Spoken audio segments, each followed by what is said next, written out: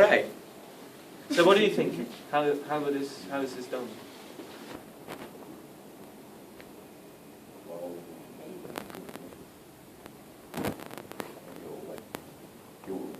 I don't know, half an hour. Ah, I see. Okay. But there are still Morse code. all over the world should be. Yeah. But what do you think? Who is allowed to communicate with the astronaut? Well, I don't know. But in my school, Oh, we have talked to the astronauts. In yeah, ISS. this is special. Okay. Yeah, of course, special it's special, yeah. outreach events. You know? Okay, this guy. Yeah, okay. He is the one. Congrats. Yes, but usually, you know, when there's a normal work situation, there's only one person allowed to speak to the astronauts. There's a dedicated person at the NASA base in the US. So no one from this room is allowed to speak to the astronauts directly and instruct them whatever to do. It's interesting, right? Because they know exactly what might need to be done. Anyway, so they have to tell the other guy in the US what to do, and this one is then communicated. What is stille Post in English? I think Chinese whispers. Chinese whispers, you know? What is that? Yeah. When you just kind of pass around a message to the group by whispering. Yeah. We call it a broken phone. Yeah. Broken phone? Yeah. Yeah, you see, the outcome can be very different. Anyway, I think they have like clear communication rules about this. What you can also see in this room is the chair of the boss of the experiment, right? You find it easy. Because, well, Anyway, he's a Nobel laureate, so he received the Nobel Prize with others for yes, in 17, for finding the J-side particle. And I mean, he deserves this chair because he convinced a guy called Barack Obama to actually send the detector in one of the last space shuttle missions to the ISS and explain that this is very important for fundamental research in physics, nuclear particle physics. Because after the space shuttle accident and the decision that the US will end this mission, it was not really clear, it was not really clear that we were able to send it. Anyway, so 17 called Barack Obama, convinced him to do this, and it happened. So May, I think 14 May of 2011 was the day when the detector arrived at the ISS. Then it was mounted, and since then it has collected a lot of data.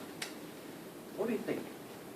What kind of data? So why would you send a particle detector on the ISS? Yes, this is kind of event displays and things. We can speak about this.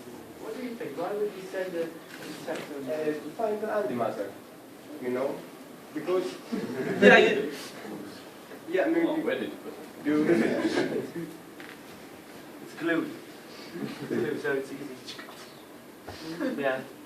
So yeah, one particle is about it has the mass of a proton, but you have magnets, and and you see that the charge is opposite. You can find an antimatter particle. And maybe if we find an atom, an antimatter atom, it's gonna be big. We have never found. Yeah. I mean, this is essentially what is important, right? We'd like to find heavy antimatter nuclei. That is one of the purposes of the experiment. So far, except antiprotons, no other heavier antimatter has been seen in the data. There was a first mission, that this is actually AMS 02. So with the first mission, that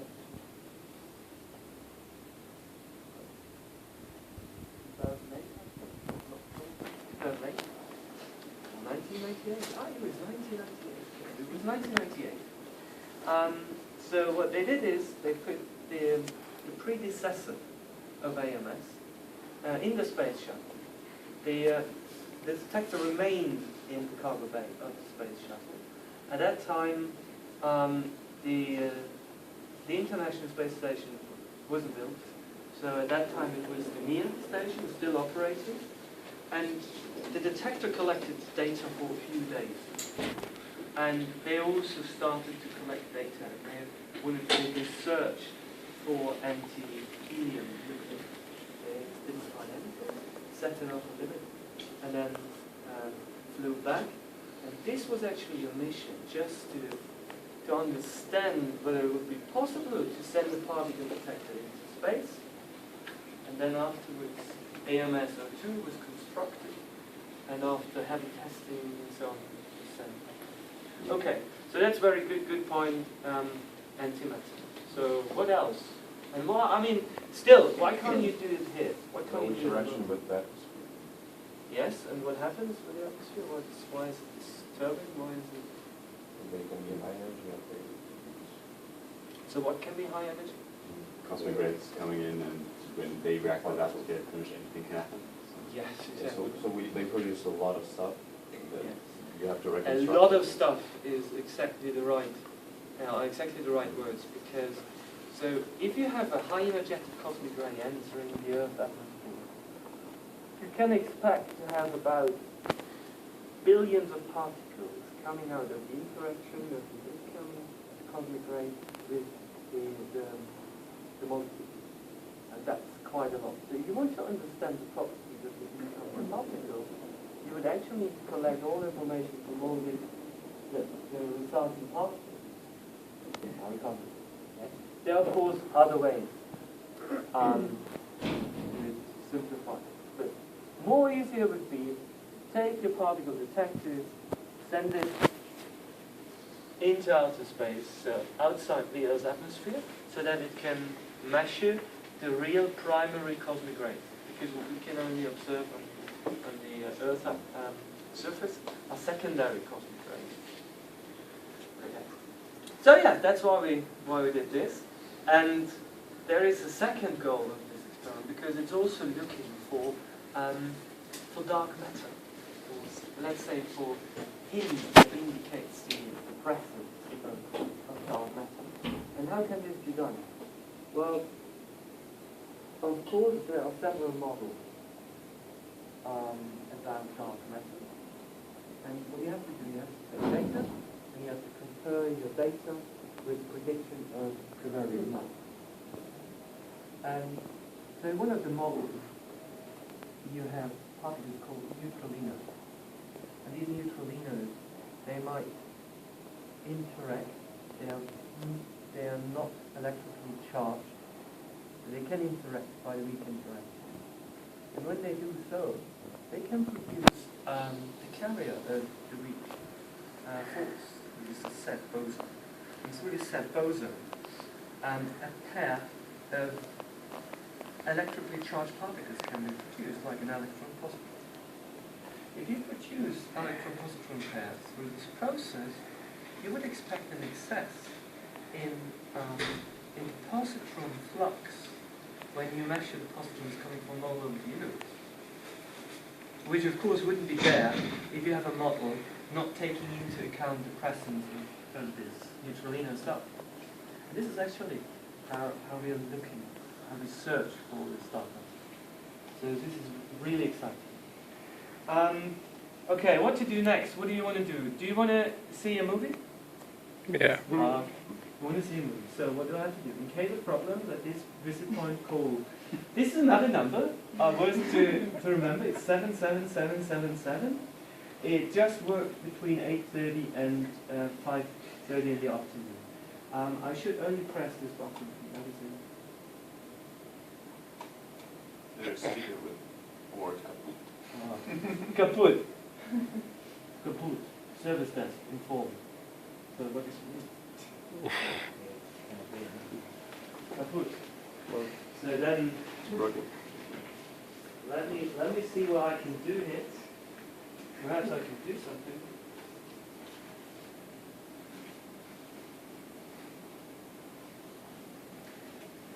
Hold on. Okay, the heat goes on.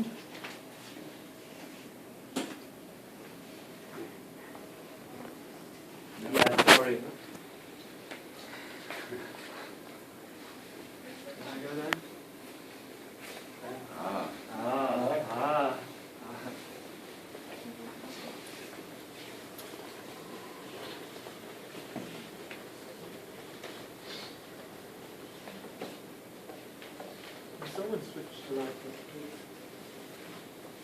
Without triggering the alarm.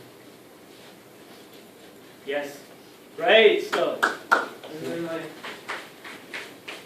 do this. Very good. Awesome.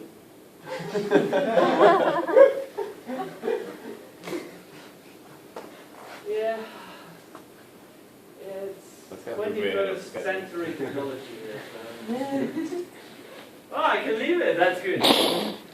Okay. So you see, this is something we spoke about already. Let's see if there is something else. Yeah. Well, I mean, this is the typical distinction between and cosmic rays. So when I spoke about cosmic rays, what I meant was electrically charged cosmic rays. Okay?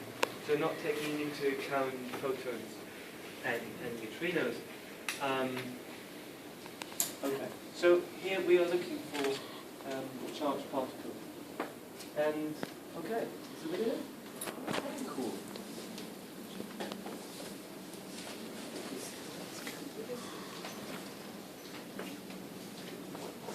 Can you see it as well? No. Yeah.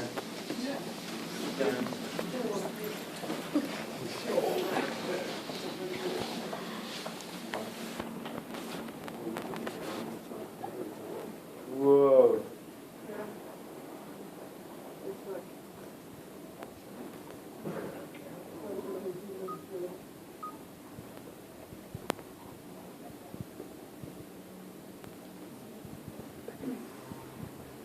I'm not sure. I think there should be like sound. May I? Is There's there music, something? yeah. There's music? This is very, very, very quiet. Sorry for this.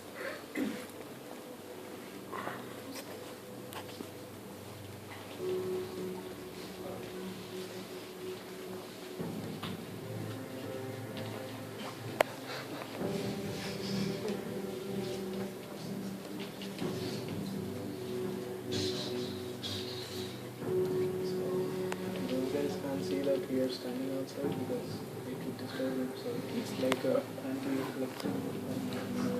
It acts like a screen also. There are several of these kinds. So we can see inside, but they can't see it. Yeah. Like hibernation. One away here. Oh, it's getting louder and louder. Now I understand.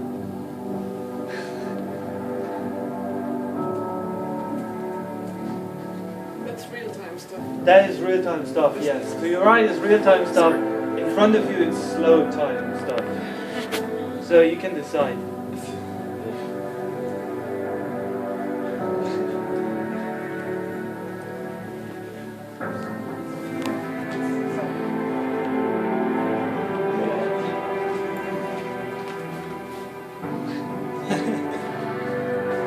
Sorry to disturb you again.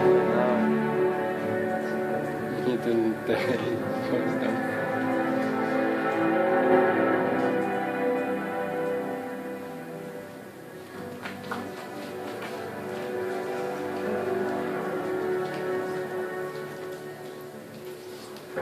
So, but this is kind of nice. Now you can see the detector. So a few parts are explained.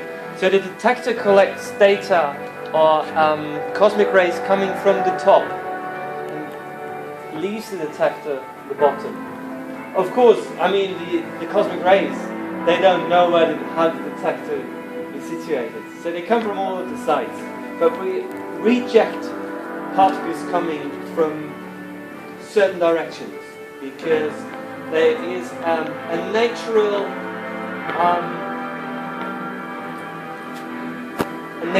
order of sub-detectors in the whole detector, where you have to do one measurement after the other. But I will explain you later why.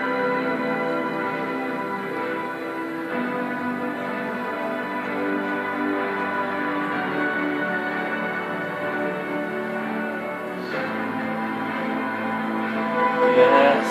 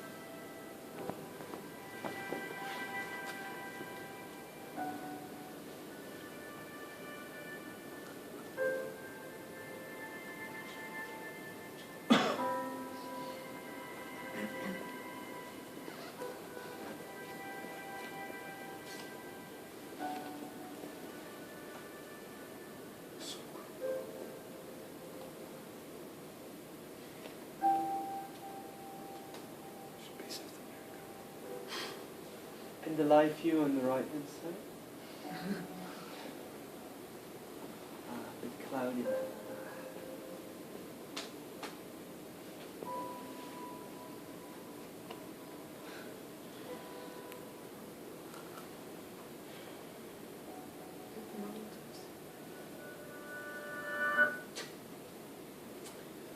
Yeah, I think that's it.